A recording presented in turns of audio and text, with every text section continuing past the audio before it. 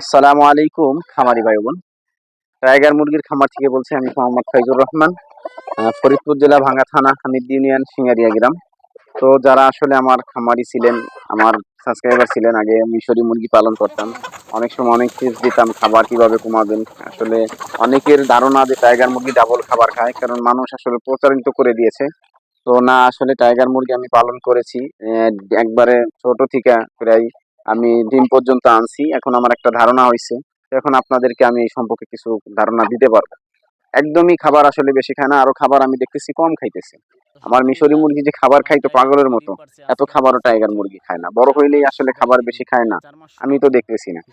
খাবার বেশি খায় না আসলে এইসব কথা বলে মানুষের কাছ থেকে আসলে বেশি দাম নিয়া 75 টাকা 80 টাকা একটা বাচ্চার দাম নিয়া না, মাত্র 60 65 টাকা বাচ্চা বিক্রি করি। ডিমের খালি 30 টাকা 130 40 টাকা বিক্রি করে মানুষ।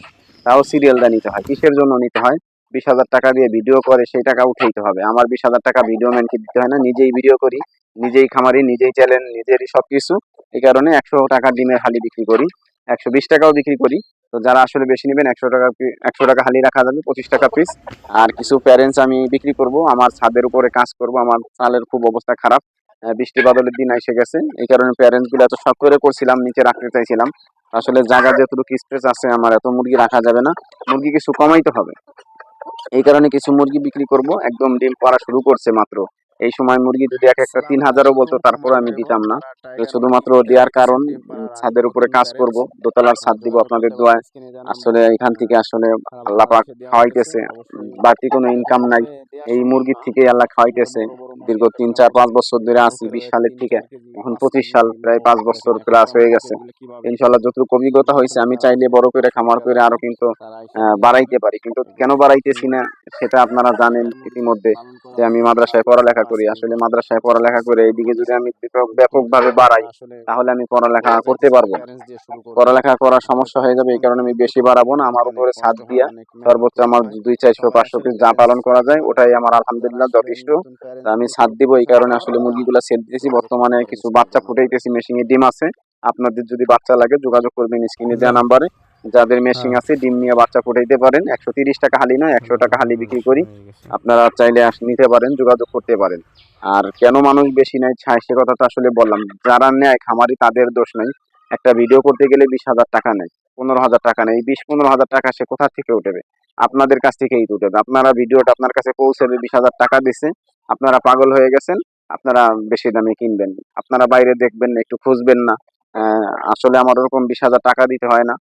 সেই ব্যক্তিও দিতে পারতো, যদি তাদের 20,000 15,000 30,000 টাকা ভিডিও ম্যানদেরকে না দিতে হইতো, তাহলে সেও আপনার 100 টাকা হালি ডিম দিতে পারতো, 60 65 টাকা পিস বাচ্চা বিক্রি করতে পারতো, 75 টাকা বিক্রি করা লাগতো না। তো এই কিছু কিছু কারণের জন্য দিতে হয়। আর টাইগার মুরগির পালনের সুবিধা আলহামদুলিল্লাহ খুব ভালোই, এদের রোগ প্রতিরোধ ক্ষমতা মোটামুটি আলহামদুলিল্লাহ, এদের রোগ প্রতিরোধ ক্ষমতাও ভালো, খারাপ না। আপনার খাবার বেশি খায় না, ডিমের পার্সেন্টেজও ভালো আছে, ডিমের চাহিদাও ভালো আছে, মানুষের টাইগার মুরগির চাহিদা ভালো আছে। আপনার একই খাবার খাইয়ে যদি আপনি মাংসের জন্য করেন, ব্রয়লার স্টার্টার খান 2 মাসে, এগুলো 1.5 কেজি হয়ে যাবে। আর 2 মাস একটা মিশরি মুরগি আপনি যাই খান 600 700 গ্রামের উপরে হবে না।